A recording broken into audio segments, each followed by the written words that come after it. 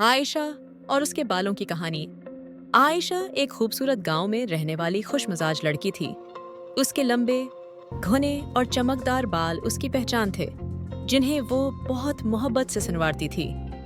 रोजाना सुबह आयशा अपनी माँ के साथ बैठकर बालों में तेल लगाती और खूबसूरत चोटियां बनाती।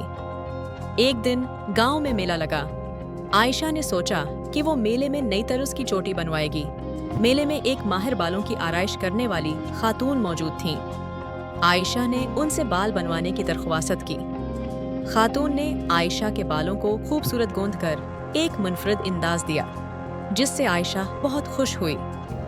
मेले में सबने आयशा की नई चोटी की तारीफ की। इस दिन के बाद आयशा ने बालों की मुख्तलिफ आराइशें सीखना शुरू की और गांव की लड़कियों को भी सिखाने लगी। जल्द गांव की माहिर बालों की आराइश करने वाली बन गई और उसके बालों की मोहब्बत ने उसे दूसरों के लिए भी खुशी का बात बना दिया। इस कहानी से हमें ये सबक मिलता है कि अपनी सलाहियतों को पहचान कर और दूसरों के साथ बांटकर हम न सिर्फ खुद खुशी हासिल कर सकते हैं, बल्कि दूसरों की जिंदगियों में भी खुशी ला सकते हैं।